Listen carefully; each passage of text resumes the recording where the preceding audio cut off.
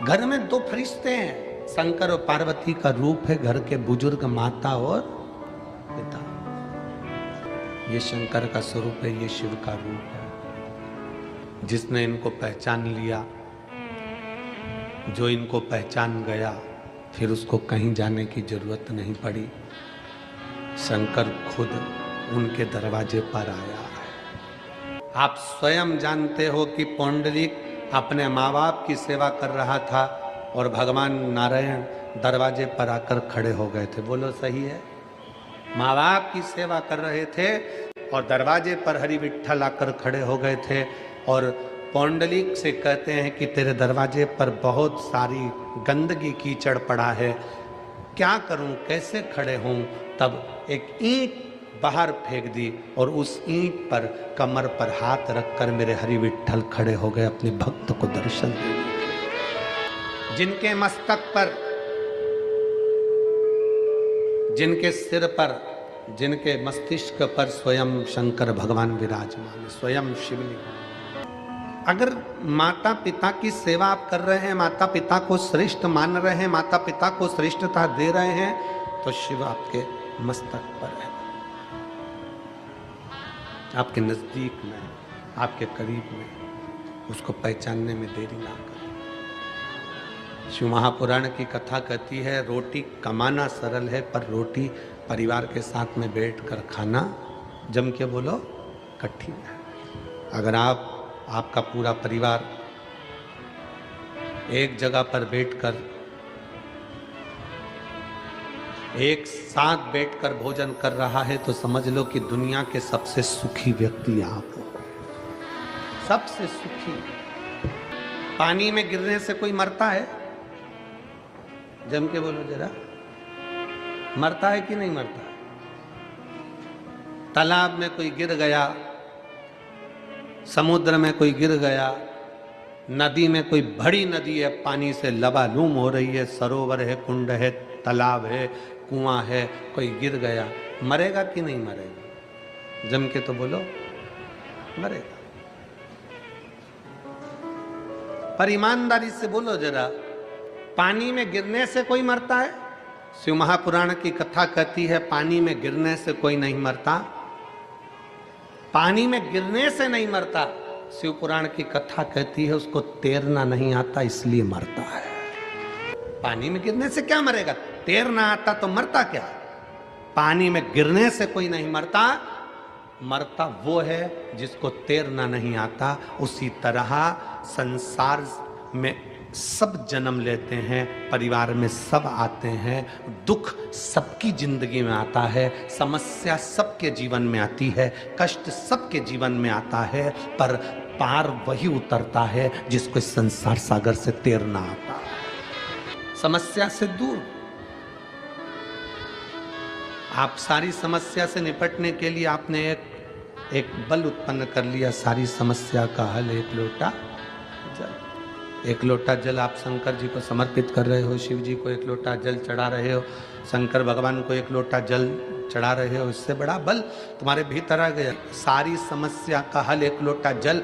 ये व्यक्ति को वो बल दे दिया कि तुम चिंता मत करो, तुमने एक लोटा जल चढ़ाया है, महादेव तुम्हारे साथ कदम से कदम मिलाकर चल रहा है, क्यों चिंता करो। आप जितना जितना जितना जितना शंकर पर भरोसा करोगे, शिव आपके करीब में आता चले जाए। क्या देगा, कैसे देगा, ये कोई नहीं जान सकता। शिव जी का परिवार ये सिखा रहा है कि सब एकजुट रहिए। परिवार को छोड़ने की जरूरत नहीं है शंकर को भजने के लिए, घर छोड़ने की जरूरत नहीं है शंकर को भजने के लिए, वस्त्र आभूषण छोड़ने की जरूरत नहीं है शंकर को भजने के लिए। शिव को भजने के लिए तो केवल एक चीज आपको छोड़ना है और वो है आपके भीतर का अहंकार। अहंकार गया, शिव मिल गया। शंकर अहंकार के बल छोड़ते ही प्राप्त हो जाता है। अभिमान गया और शिव मिला। एक राजा की लड़की अपने घर में सन्यासी जैसी रहती, कम भोजन करना, भजन ज्यादा करना। लड़की बड़ी हो गई, पिताजी को लगा मेरी बेटी का विवाह करना, किसके साथ करूं? बेटी से पूछा, एक बाप की सबसे बड़ी दौलत है बेटी, और बेटी का कन्यादान बाप को करना पड़ता है। मैं तेरा कन्यादान करना चाहता हूं, मैं तेरी शादी करना चाहता हूं। ठीक है पापा, पिताजी आप मेरा कन्यादान कर दो, आप मेरी शादी कर दो, मना नहीं है, पर एक निवेदन है, मैं सन्यासी जैसी जीवन जीती हूं तो मेरा पति भी सन्यासी होना चाहिए, मेरा पति भी सन्यासी हो। मैं सन्यासी जैसा जीवन जीती हूं तो मेरा पति भी सन्यासी हो। राजा ने देखा एक सन्यासी मिल गया और राजा ने उसके साथ में अपनी बेटी को दे दिया, ब्याह दिया। बेटी शादी कर कर गई कि अब ये भी भजन करेंगे, मैं भी भजन करूंगी, ये भी तप करेंगे, मैं भी तप करूंगी, ये भी साधना करेंगे, मैं भी साधना करूंगी, ये भी भजन करेंगे, मैं भी भजन करूंगी, ये भी कीर्तन करेंगे, मैं भी कीर्तन करूंगी, ये भी मंत्र जाप करेंगे, मैं भी मंत्र जाप करूंगी, ये भी हरि का नाम लेंगे, मैं भी हरि का नाम लूंगी, ये भी स्मरण करेंगे, मैं भी स्मरण करूंगी।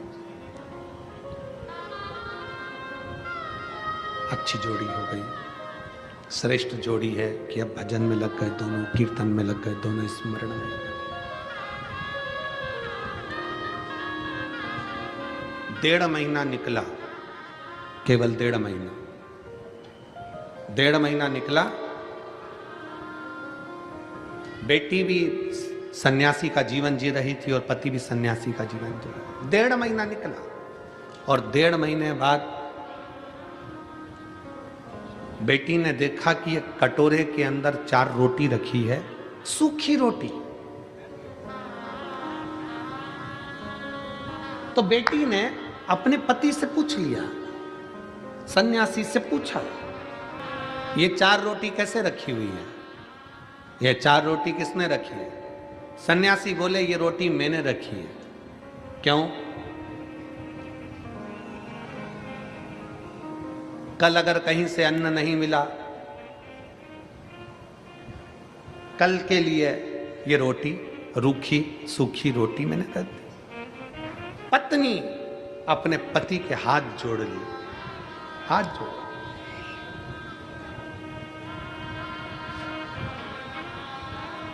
जो कल की चिंता करे वो सन्यासी हो ही नहीं सकता।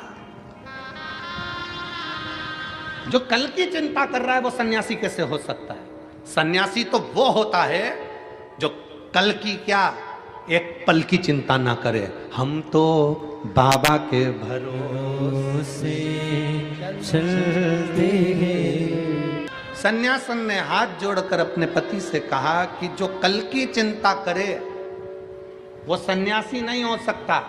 सन्यासी तो वो होता है जो सब कुछ छोड़कर निकल जाता है अपने बाबा के भरोसे पर कि अब वो संभाल लेगा, वो दे देगा, वो कर देगा। और यहाँ इस पावन कथा के पंडाल में कई मेरी जीजियां, कई मेरे जीजा ऐसे हैं जो सन्यासी जैसा जीवन जी रहे हैं, जो अपने घर से चलते हैं तो भोलेनाथ पर आश्रित होकर चलते हैं, जो कथा में बैठते हैं तो भोले के भरोसे बैठते हैं, जो कथा सुनते हैं तो शिव के भरोसे होते हैं, शंकर के भरोसे। उनकी आश्रितता ही शिव है। शिव नाम जो उच्चारे सब पाप दोष हैं हारे। शिव नाम जो उच्चारे सब पाप दोष हैं हारे। दुनिया के सारे हारे तेरे नाम के सहारे। दुनिया के सारे हारे तेरे नाम के सहारे। हर दुखिया को तूने, हर दुखिया को तूने कर दिया है भव से पार। हे शंभु सरकार तेरी लीला अपरंपार। तू ही मेरा संसार।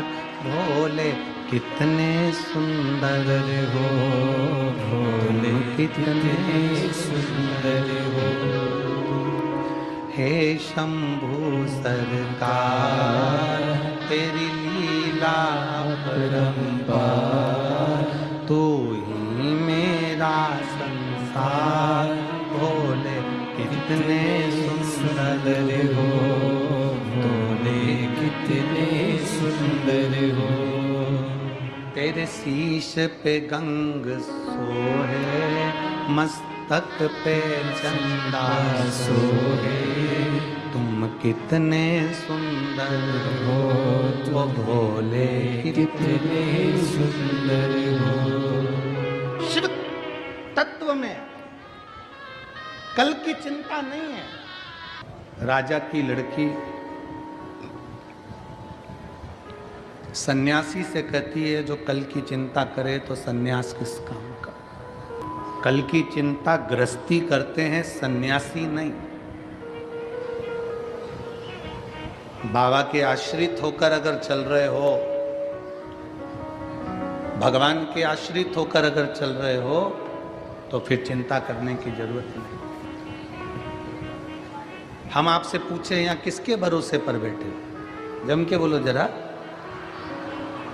उस भोलेनाथ जी की भरोसे पर बैठे हो ना, भगवान शंकर की भरोसे पर बैठे हो, शिव जी के भरोसे पर बैठे हो। किसी दूसरे के भरोसे पर तो तुम नहीं बैठे हो, किसी दूसरे के आश्रित होकर तो नहीं बैठे हो। अब जब उसके आश्रित होकर बैठे हो तो वो सब संभालेगा। अब सौंप दिया इस जीवन का सारा भार तुम्हारे हाथों। हिमालय राज के घर में माता पार्वती जी का जन्म हो गया। 5 वर्ष की माता पार्वती जी नारद जी के मुख से सुन ली थी कि शंकर को भजना है, और शिव अगर पति के रूप में मिल गए, शंकर अगर पति के रूप में मिल गए तो जीवन की सार्थकता सिद्ध हो जाए। ये पार्वती जी ने सुन लिया, अपने कानों से श्रवण कर लिया कि शंकर को भजना, शिव का स्मरण कर। 5 वर्ष की अवस्था धारण कर 5 वर्ष की अवस्था में माता पार्वती जी अपने वन घर से बाहर निकल गई, अपने घर से दूर जंगल में पहुंच गई, वन के अंदर पहुंच गई, और जंगल में गुफा के अंदर, एक वन के गुफा के अंदर उन्होंने प्रवेश किया। जंगल में पहुंच गई और गुफा के अंदर उन्होंने प्रवेश किया। पार्वती जी की 2 सहेली, उन्होंने पूछा पार्वती से कि तू इतनी छोटी सी अवस्था तेरी, 5 वर्ष की अवस्था तेरी, और जंगल में तू आकर बैठी है, वन में आकर बैठी है, इस वन में निवास कर रही है, इस जंगल के अंदर आकर निवास कर रही है। अगर कोई हिंसक पशु पक्षी तुझे खा गया तो, मान लो किसी ने तेरा भक्षण कर लिया तो। पार्वती जी का एक शब्द बड़ा भारी था। पार्वती जी ने कहा, मैं जिस शंकर का भजन करने के लिए इस वन में, इस जंगल में आई हूं, अगर मैं शिव का भजन करूंगी, मेरे मुख से अगर कोई मंत्र का उच्चारण होगा, मेरे मुख से अगर कोई शब्द निकलेगा, तो जिसका शब्द निकल रहा है, मैं जिसको पुकार रही हूं, वो तो मेरी रक्षा के लिए आकर खड़ा होगा। तो फिर मुझे क्या चिंता करनी, मुझे क्या सोचना, मुझे क्या भय पाना। अब मुझे चिंता करने की जरूरत क्या है? अब मैं क्यों टेंशन लूं, मैं किस चीज की चिंता करूं? सबसे पहला काम माता पार्वती जी ने वन में जाने पर क्या किया?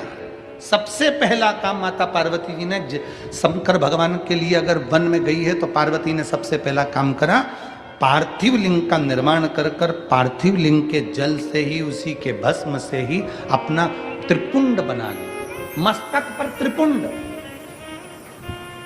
कारण एक त्रिपुंड की रेखा में 9 देवता विराजमान होते हैं, ऐसी 3 रेखा त्रिपुंड की होती है जिसमें 27 देवता विराजमान होते हैं। जब व्यक्ति अपने घर से निकलकर कहीं जाता है त्रिपुंड लगाकर, तो 27 देवता उसके मस्तिष्क पर चढ़कर साथ चलते हैं।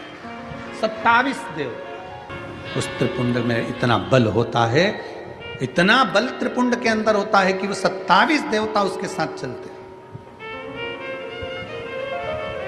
और हमारा निवेदन है माताओं से, मेरी जीजियों से, मेरे जीजाओं से, मेरी बेटियों से, बेटाओं से, मेरे संपूर्ण भारत की भूमि के जितने सनातनी इस पवित्र कथा का तत्व ग्रहण कर रहे हैं, आप सबसे निवेदन है, अपने मस्तक पर तिलक होना बहुत जरूरी है, वो तिलक लगाना चाहिए। ये कंपनी का ट्रेडमार्क मार्क है कि तुम कौन सी ब्रांड के हो। एक कपड़ा भी लेते हैं ना, ये कपड़ा है तो इस कपड़े पर भी ब्रांड लिखी हुई है कि तुम इस ब्रांड का ये कपड़ा है। एक किताब लेकर आओ, कॉपी लेकर आओ, पेन लेकर आओ, उस पे भी मार्क लगा होता है कि ये कौन सी कंपनी का है। केवल आज का मनुष्य समझ में नहीं आता कि ये कौन सी कंपनी का है, इसका ब्रांड का ठिकाना नहीं हो रहा। इसलिए आपसे निवेदन है, तिलक लगाओगे, अगर कुछ हो भी गया तो कंपनी का माल कंपनी में चला जाए। अपनी कंपनी का स्मरण होना चाहिए कि हम किस कंपनी के हैं। मस्तक का तिलक, गले में रुद्राक्ष की माला, तुलसी की माला, ये हमें हमारा ट्रेडमार्क बता देती है कि हम कौन हैं। पार्वती मैया ने अपने मस्तक पर त्रिपुंड धारण करा, पार्वती जी बैठ गई, तब साधना में लीन, तब साधना में लीन। शिव पुराण कहती है बस यही पार्वती जी की तप साधना प्रारंभ हुई। ऐसी माता पार्वती जी ने तप साधना करी, ऐसी तप साधना करी कि शंकर भगवान को पार्वती जी को वरना ही पड़ा। कितना बड़ा भी दुख है, कितनी बड़ी भी तकलीफ है, कितना बड़ा भी कष्ट है, कितनी भी समस्या है, अगर आप शंकर भगवान की शरणागति ग्रहण कर रहे हैं, शंकर भगवान का भजन कर रहे हैं, शिव की स्तुति कर रहे हैं, शंकर की भक्ति कर रहे हैं, तो आप उस दुख से निकलेंगे जरूर, ये निश्चित है। जब हमने अपना एक लक्ष्य बना लिया कि शंकर को हमें प्राप्त करना है, शिव को हमें भजना है, शंकर मुझे प्राप्त करना है, मेरी जिंदगी में कोई दुख आया है, वो दुख अगर समाप्त करना है तो शंकर की शरणागति हमें ग्रहण करना ही पड़ेगा। और शंकर की भक्ति करो, शिव की उपासना करो। अभी हमने कथा में आप लोगों को वर्णन किया, स्मरण किया कि पानी में गिरने से कोई नहीं मरता। मरता कैसे? जम के बोलो, जिसको तैरना नहीं आता। कई बच्चे ऐसे हैं, हमने कोटा में गए थे पढ़ने के लिए, हम पूना गए थे पढ़ने के लिए, हमने इतनी कोचिंग करी, हमने इतनी ट्यूशन करी, उसके बाद भी हमारा रिजल्ट बेकार हो गया और मालूम पड़ा बच्चे ने सुसाइड कर लिया। ये वो ही मरा है जिसको तैरना नहीं आता था। अगर तैरना आता, प्रयास करता, 1 बार 2 बार 4 बार 5 बार, किसी माँ बाप ने तुम्हें मरने के लिए पैदा नहीं करा है, माँ बाप ने तुम्हें आगे बढ़ने के लिए पैदा करा है। माता पिता ने मरने के लिए तुम्हें पैदा नहीं करा, माता पिता ने तुम्हें मरने के लिए जन्म नहीं दिया, माता पिता ने तुम्हें आगे बढ़ने के लिए जन्म दिया है। तुम अगर कोचिंग कर रहे हो कोटा जैसे सेंटर में जाकर, आप कोचिंग कर रहे हो पुणे जैसे सेंटर में जाकर, आप कोचिंग कर रहे हो इंदौर जैसे सेंटर में जाकर, आप कोचिंग कर रहे हो बड़े बड़े शहरों में रहकर, कोचिंग कर रहे हो, पढ़ाई कर रहे हो गया। एक एग्जाम में नहीं निकले, दूसरे में निकलेंगे, दूसरे में नहीं निकले, तीसरे में निकलेंगे। अपनी मेहनत को 4 गुना बढ़ा, अपने परिश्रम को 4 गुना बढ़ा। मरना उसका निर्णय नहीं है। और क्या सोच के मरे, क्या सोच के मरे कि अगला जन्म मिल जाएगा, पढ़ना नहीं पड़ेगा, मेहनत नहीं करना पड़ेगी।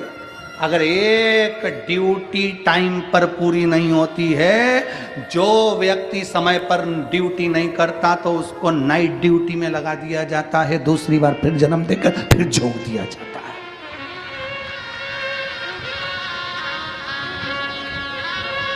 परिश्रम, मेहनत, संघर्ष, ये हमारा लक्ष्य है। मनुष्य के रूप में जन्म हुआ है ना आपका और हमारा, मानव के रूप में आप और हम जन्मे। संघर्ष नहीं करेंगे तो कौन करेगा? कौन करेगा?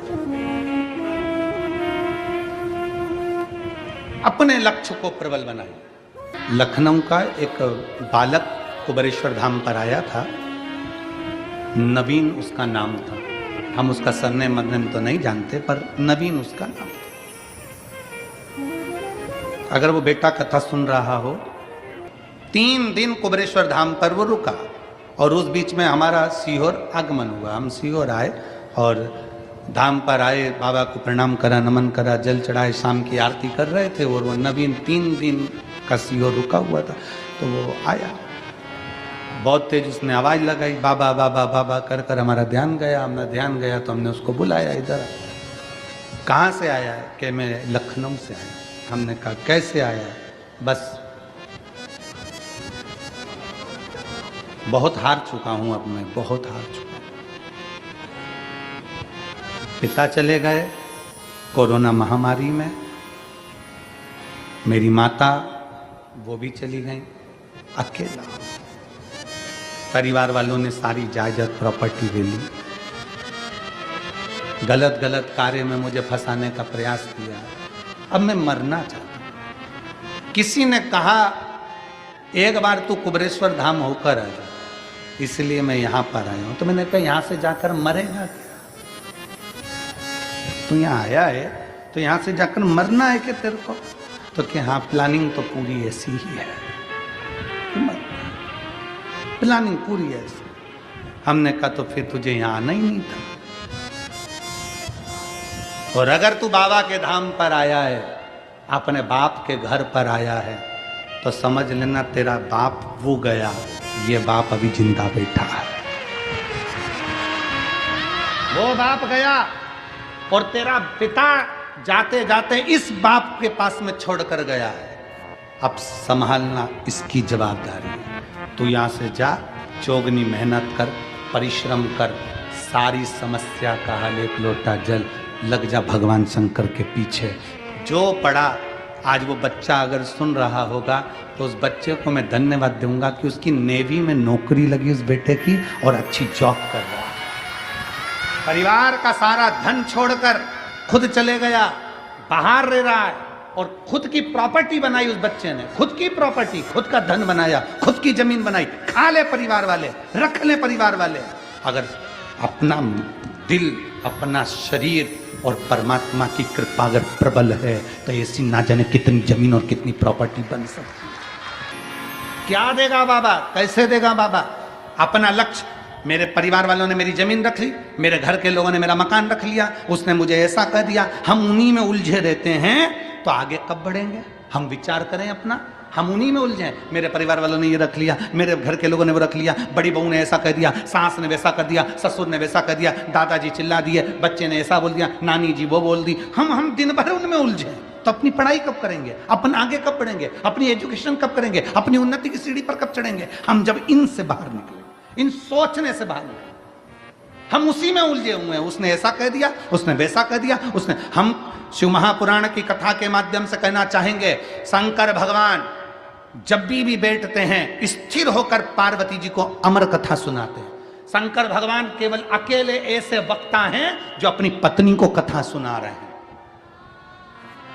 अपनी पत्नी को कथा सुना रहे हैं। केवल शिव जी, भगवान नारायण ने लक्ष्मी को कथा नहीं सुनाई, ब्रह्मा जी ने ब्रह्माणी को कथा नहीं सुनाई, इंद्र ने इंद्राणी को कथा नहीं सुनाई, केवल शंकर भगवान ने अपनी पत्नी पार्वती को कथा सुनाई। एक बार नहीं, बारंबार सुनाई। सती के रूप में जन्मी तो कुंभज ऋषि की यहाँ कथा सुनने के लिए लेकर गए। कथा सुनी ना आप लोगों ने? कुंभज बाबा के आश्रम में, अगस्त ऋषि के आश्रम में सती माता को कथा सुनने लेकर गए। सती जी का मन नहीं लगा था, परीक्षा ले ली थी राम जी की सती माता ने, सीता बनकर। जितनी बार माता पार्वती के साथ में आया उतनी बार भगवान शंकर ने पार्वती को कथा सुनाई। क्यों सुनाई? शंकर भगवान अपनी पार्वती को क्यों कथा सुनाते हैं? क्योंकि पार्वती तुम्हारे भी घर में बैठी है। पार्वती प्रत्येक मनुष्य के घर में उसकी अर्धांगिनी, उसकी पत्नी बैठी है, और वो रोज तुमसे एक बात कहेगी, तुम्हारी मम्मी ने ये बोल दिया, तुम्हारे भाई ने ऐसा कर दिया, तुम्हारी बहन ने ये कर दिया, मायके में ऐसा हो गया, ससुराल में वैसा हो गया, पड़ोसी ने ऐसा कर दिया। इसलिए शंकर भगवान पार्वती को कथा सुना रहे हैं कि घर का विद्वान पति वो होता है जो अपनी पत्नी को कथा सुनाता रहे। चिंता मत करना, भोलेनाथ जी के आश्रित होकर चलना, थोड़ा ज्यादा ले ले चल जाएगा। अगर परिवार वालों ने ज्यादा ले लिया, सास की प्रॉपर्टी ज्यादा मिल गई, ससुर की दौलत ज्यादा मिल गई, मिल जाने दो, छोड़ा उसको। अपनी भक्ति के बल को बढ़ाओ, अपने परिश्रम को बढ़ाओ, उससे 4 गुना ज्यादा कर कर बताओ। पार्वती, मैं शंकर के आश्रित होकर बैठी हूं और मेरे मंत्र में वो बल है कि मेरा शिव मेरी साक्षी में होगा। साक्षी में। एक बड़ा सुंदर चरित्र आता है महाराज जी, बहुत सुंदर कथा है। एक राजा की 4 पत्नियां थी, तुम्हारी एक ही अच्छी है। एक राजा की 4 पत्नियां थी। राजा पहली पत्नी को तो देखता भी नहीं था, उसकी ओर तो मुंह भी नहीं करता था। दूसरी पत्नी के पास बैठकर थोड़ा भोजन वगैरह करता था। तीसरी पत्नी के पास हंसी मजाक करता, बैठता उठता, खाता पीता। और राजा की जो छोटी पत्नी थी, चौथे नंबर की, राजा को वो सबसे ज्यादा प्रिय थी। उसके बिना वो 1 मिनट नहीं रहता, 1 मिनट।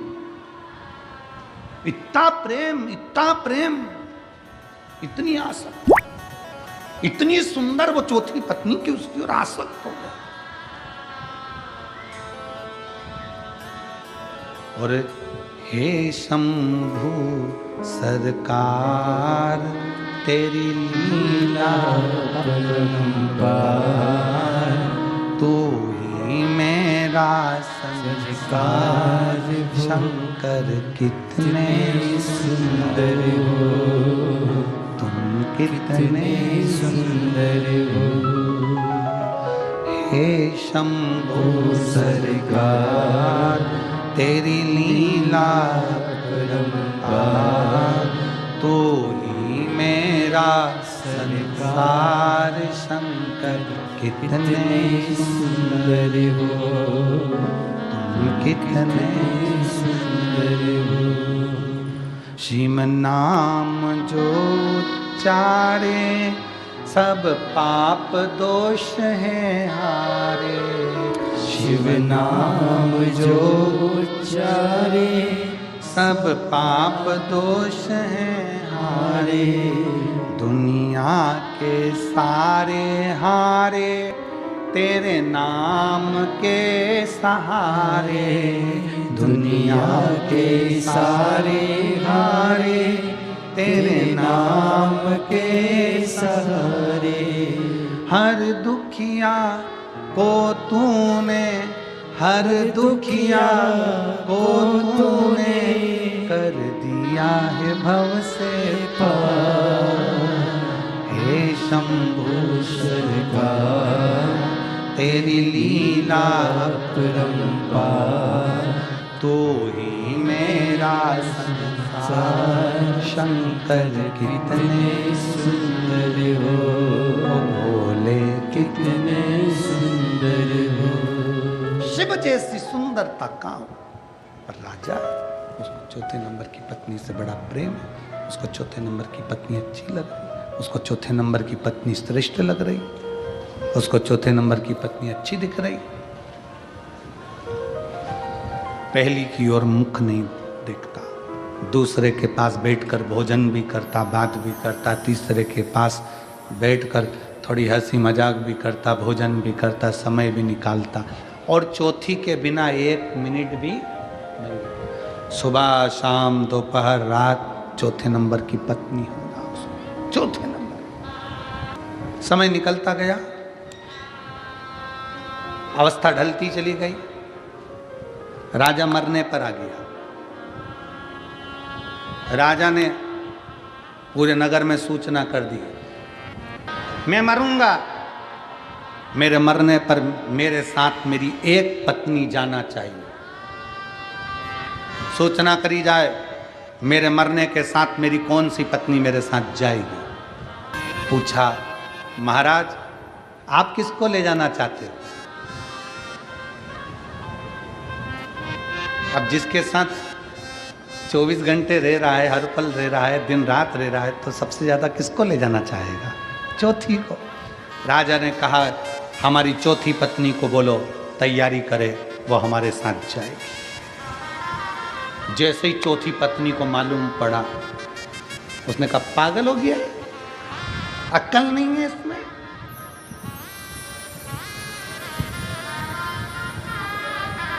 ये चांगला है क्या? इस व्यक्ति इतनी अक्ल नहीं। अभी इतनी तो मेहनत होना चाहिए, इतनी तो अकल होना चाहिए।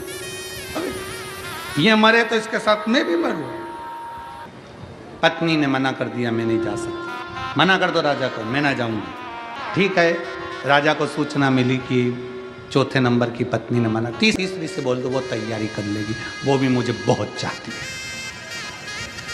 तीसरे के पास सूचना मिली तो तीसरी ने कहा, राजा से कहो इतनी सारी पत्नी हैं, उसमें से किसी दूसरे को ले जाए, मेरे पास टाइम नहीं है, मैं नहीं मरूंगी इसके साथ। राजा के पास सूचना गई तो राजा से कहा कि मना कर रही है, तो कि दूसरी से कह दो। दूसरी से कहा, दूसरी से कहा। दूसरी ने कहा अकेले मरने में क्या प्रॉब्लम है, कोई जरूरी है कि पत्नी को साथ लेकर जाएगा। कह दो मैं नहीं जाऊंगी, मेरे को नहीं मरना, मेरे को नहीं जाना उसके साथ। राजा ने कहा वे काम करो, वो पहली वाली से कह दो। पहली, जिसका राजा मुंह भी नहीं देखता था, प्रेम भी नहीं था, उसने कह दिया मैं राजा के साथ चली जाऊंगी, तुम चिंता मत करो। क्या जोरदार बोलियो, एक बार फिर से बोल दो। मेरे जीजाओं, जो तुम्हारी पहली है ना, एक ही है ना, उसका ध्यान रखो, वो तुम्हारा पूरा ध्यान रखेगी। ज्यादा के लपड़े में मत पड़ो, फालतू का टेंशन तो ले मत। पहले नंबर की कहती है मैं जाऊंगी, मैं। ये चार पत्नियां कौन है?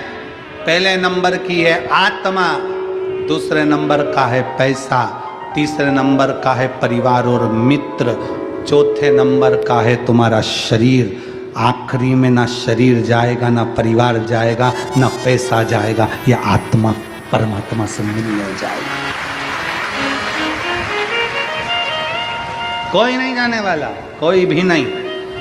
सबसे ज्यादा राजा समय किसको देता था? जम के बोलो, जम के बोलो जरा। चौथे नंबर की। सबसे ज्यादा टाइम पास किसके पास करता था?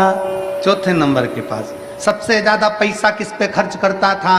चौथे नंबर के पास। ये शरीर चौथे नंबर की पत्नी है, हम भी इस पे बहुत खर्च करते हैं। ये ऐसी पत्नी है, दिखती बड़ी सुंदर है पर साथ नहीं निभाती, और तुम तो ठहरे परदेसी और साथ क्या निभाओगे।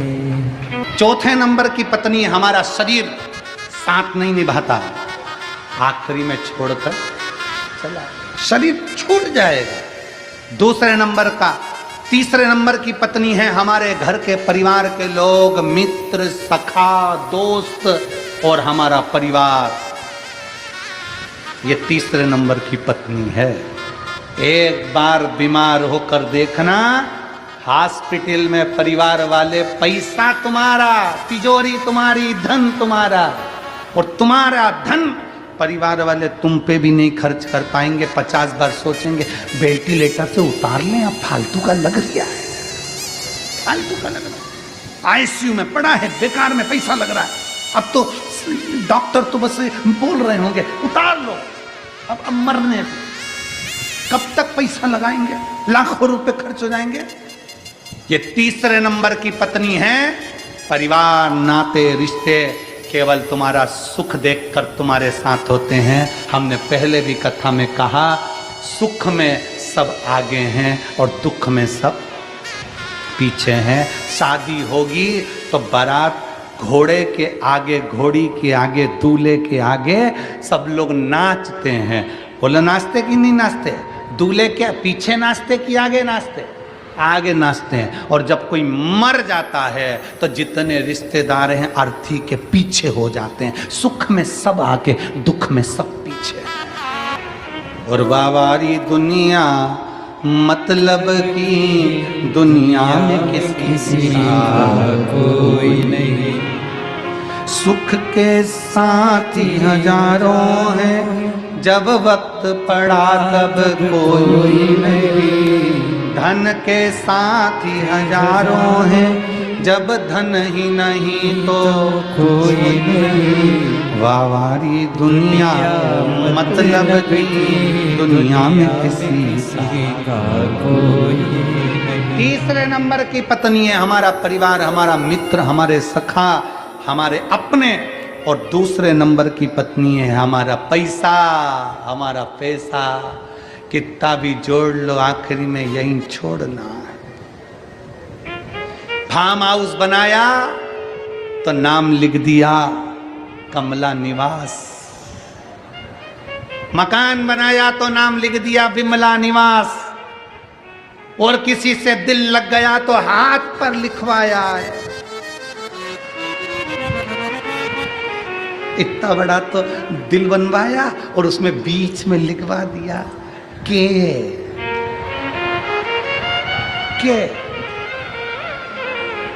अंगूठी पे भी लिखवा दिया के। अब जिस जिस चीज पे उसने नाम लिखा था सब यहीं छूट गया। फार्म हाउस छूट गया, मकान छूट गया, जमीन छूट गई, अंगूठी छूट गई, शरीर छूट गया। इसलिए जिसका है उसका नाम लिख दो। शंकर का है, शंकर का रहेगा। शिव का है, शिव का रहेगा। श्री शिवाय नमस्ते। शिव का है, शिव का रहेगा। हमारा है क्या? पैसा साथ नहीं जाएगा। निवेदन है, पैसा ऊपर नहीं जाएगा, पर पैसे का पुण्य बना लो, पुण्य ऊपर चले जाएगा। पैसा ऊपर नहीं जाएगा, पैसे का पुण्य बनाना पड़ेगा। अपनी अलमारी के थोड़ा सा धन निकाल कर थोड़ा भंडारे में, थोड़ा भोजन में, किसी को खिलाने में, पानी पिलाने में लगा लो। पैसे का पुण्य बनाओ और लेकर पैसे का पुण्य बनाकर ऊपर ले जाया जा सकता है, पैसा नहीं। उसी तरह इतना सारा धन लेकर कहीं घूमने नहीं जाना। कार्ड अपने साथ में रख लो, कहीं पर भी निकाल लेना कार्ड। और वो कार्ड क्या है? वो शंकर का नाम, सारी समस्या का हल। बोल बम का नारा है, जरा जम के बोलो, बोल बम का नारा है। ये कार्ड है हमारा, कभी भी निकाल सकते हो। भजन में अपनी भक्ति के बल को बढ़ाओ। चौथे नंबर की पत्नी शरीर, तीसरे नंबर की पत्नी परिवार और मित्र, और दूसरे नंबर की पत्नी है हमारा धन, और पहले नंबर की पत्नी है हमारी आत्मा, जो परमात्मा के पास चली जाती है। आत्मा ये पहले नंबर, और हम इसी का ध्यान नहीं रखते। हर हर